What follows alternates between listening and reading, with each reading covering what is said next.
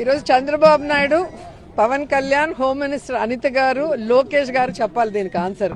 11 సీట్లు కడప ఎమ్మెల్యే అని కిండల్ చేసిన వీళ్ళకి జగనన్న జిల్లాల పర్యటన వస్తే ఎందుకు తడిసిపోతుంది, ఎందుకు ఆంక్షలు పెడుతున్నారు? ఇదే ఆంక్షలు మీకు పెట్టామా మేము అధికారంలో ఉన్నప్పుడు? చంద్రబాబు నాయుడు తిరిగాడు, పవన్ కళ్యాణ్ తిరిగాడు, లోకేష్ కూడా పాదయాత్ర అని చెప్పి ఒక పాదయాత్ర చేశాడు. అది ఎవరు కూడా చూడని పాదయాత్ర.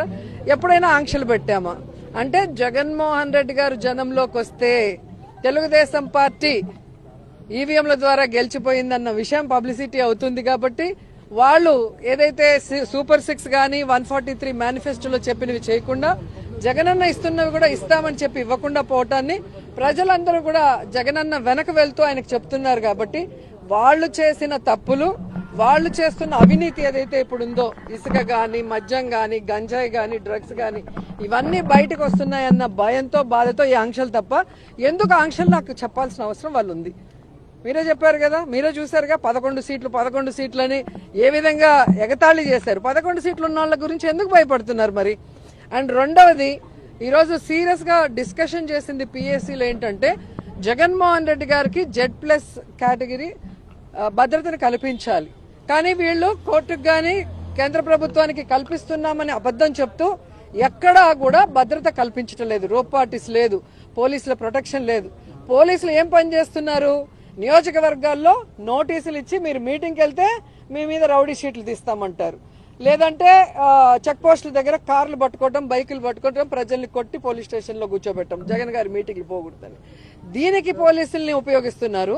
లేదంటే లోకల్ ఎమ్మెల్యేలు ఎవరైతే కూటమి ప్రభుత్వం వాళ్ళు చెప్తున్నారో వాళ్ళకి నచ్చని వాళ్ళు వైఎస్ఆర్సీపీకి స్ట్రాంగ్ ఉన్న క్యాడర్ మీద తప్పుడు కేసులు పెట్టి లోపల పెట్టడానికి యూజ్ చేస్తున్నారు తప్ప ఒక ప్రతిపక్ష నాయకుడు, ఒక ముఖ్యమంత్రిగా పనిచేసిన జగన్ గారు జిల్లా పర్యటనకు వస్తే కనీస భద్రత కూడా లేకపోవడం చాలా బాధాకరం.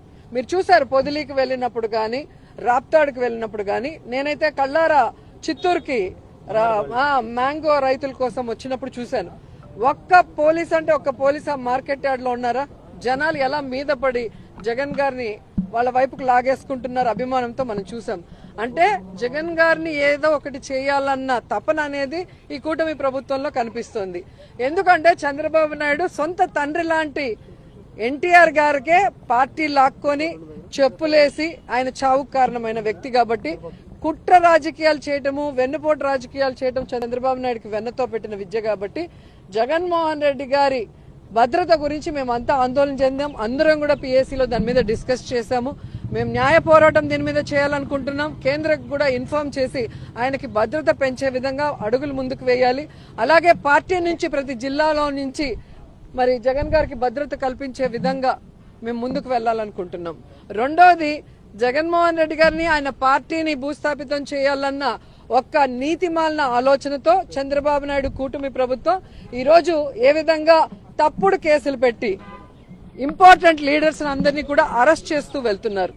మిథున్ రెడ్డి గారు గాని, కాకాని గోవర్ధన్ రెడ్డి గారు గాని, చెవిరెడ్డి గారు గాని, ఇప్పుడు వాళ్ళు కాదని ఇంకా వాళ్ళ పిల్లల్ని, మొన్న చూస్తే హారిక గారు జడ్పీ చైర్మన్ ఆవిడ భర్త మీద దాడి చేసి కార్లు పగలగొట్టి బూతులు తిట్టి మళ్ళీ ఆవిడ మీదే కేసు పెట్టడం అనేది ఈ ఒక్క ప్రభుత్వంలో, ఈ ఒక్క రాష్ట్రంలోనే జరుగుతుంది. సో వాళ్ళకి మేము క్లియర్ గా చెప్తున్నాం, మీరు తప్పుడు కేసులు పెడితే భయపడే వాళ్ళు ఇక్కడ ఎవ్వరు లేరు. దమ్మున్న నాయకుడు జగన్మోహన్ రెడ్డి గారి నాయకత్వంలో పనిచేస్తున్న నాయకులు మేము. మీరు జైల్లో పెడితే రేపొద్దున చక్రవడ్డీతో కూడా మీకు ఇచ్చేదానికి మేము రెడీగా ఉన్నాం. ఎందుకంటే ఈ రోజు మీరు సూపర్ 6 ఇస్తామన్నారు, జగన్మోహన్ రెడ్డి గారు ఇచ్చిన ప్రతి ఒక్కటి కూడా ఇస్తామని చెప్పారు. ఇవి గాక మేనిఫెస్టోలో 143 ఐటమ్స్ పెట్టి ఒక్కటి కూడా చేయకుండా ఈరోజు ప్రజల్ని డైవర్ట్ చేసేదానికి ఈరోజు ఈ విధంగా తప్పుడు కేసులు పెడుతున్నారు అనేది ప్రజల్లోకి వెళ్తోంది. Manifesto, recalling manifesto Chandrababu Naidu కార్యక్రమం ద్వారా వెళ్తోంది. ఎందుకంటే ఈరోజు లిక్కర్ కి మిథున్ రెడ్డికి ఏం సంబంధం అండి? లిక్కర్ కి చెవిరెడ్డి గారికి ఏం సంబంధం అండి? లిక్కర్ కి ఇంకొకరికి ఏం సంబంధం అండి? ప్రభుత్వం అమ్మిన మందుకి ఎవరైనా కమిషన్లు ఇస్తారా? ప్రైవేట్ వాళ్ళు అమ్మిన మందుకి కమిషన్లు ఇస్తారా? ఈరోజు బెల్ట్ షాపులు రిమూవ్ చేశారు, ఎక్కడ పర్మిట్ రూములు ఇవ్వలేదు, ఎక్కడా కూడా ఒక్క డిస్టిలరీకి కూడా జగన్మోహన్ రెడ్డి గారు పర్మిషన్ ఇవ్వకపోతే ఎక్కడి నుంచి లిక్కర్ మాఫియా జరిగింది, ఎక్కడి నుంచి లిక్కర్ స్కామ్ జరిగిందో చెప్పాలి. ఈ రోజు నేను ఒకటే సూటిగా అడుగుతున్నా, లిక్కర్లు ఏవైతే ఈ రోజు ఉన్నాయో ఆ డిస్టిలరీలు అన్నిటికీ ఎవరు పర్మిషన్ ఇచ్చారో ఒకసారి మీరు వెరిఫై చేయండి. జీవోలు అన్ని చంద్రబాబు నాయుడు గతంలో ఇచ్చినవే, ఒకటి కూడా జగన్ గారు ఇచ్చింది కాదు. ఆ డిస్టిలరీలో నుంచి ఈరోజు స్కామ్ జరిగింది అంటే, నాసిరకం మందు ఇచ్చినారంటే వాళ్ళ మీద ఎందుకు కేసులు పెట్టలేదు? ఆ డిస్టిలరీని ఎందుకు మూసేయలేదు? వాళ్ళ మీద ఎందుకు ఎంక్వైరీ చేయలేదని నేను అడుగుతున్నా. సిగ్గు లేకుండా చంద్రబాబు నాయుడు కూటమి ప్రభుత్వం మళ్ళీ అదే డిస్టిలరీలకి ఎందుకు వాళ్ళు ఆర్డర్లు ఇస్తున్నారు? నాసిరకం అని చెప్పిన బ్రాండ్లని ఎందుకు మళ్ళీ వాళ్ళ దగ్గర కొని అవే ఎందుకు ఈరోజు వైన్ షాపుల్లో అమ్ముతున్నారు, బెల్ట్ షాపుల్లో అమ్ముతున్నారు, పర్మిట్ రూములు ఇచ్చి అమ్ముతున్నారని నేను అడుగుతున్నాను. ప్రజల జీవితాలు నాశనం చేసే విధంగా మీరు మళ్ళీ 43,000కు పైగా బెల్ట్ షాపుల్ని ఓపెన్ చేయించారు. మళ్ళీ లిక్కర్ షాపులు, ప్రతి షాపు ముందు కూడా ఈ రోజు అమ్మకాలు ఏ విధంగా కూర్చొని తాగి తందనాలు ఆడే విధంగా మీరు వీడియోలు మీ ఛానల్లోనే చూసుకుంటున్నారు.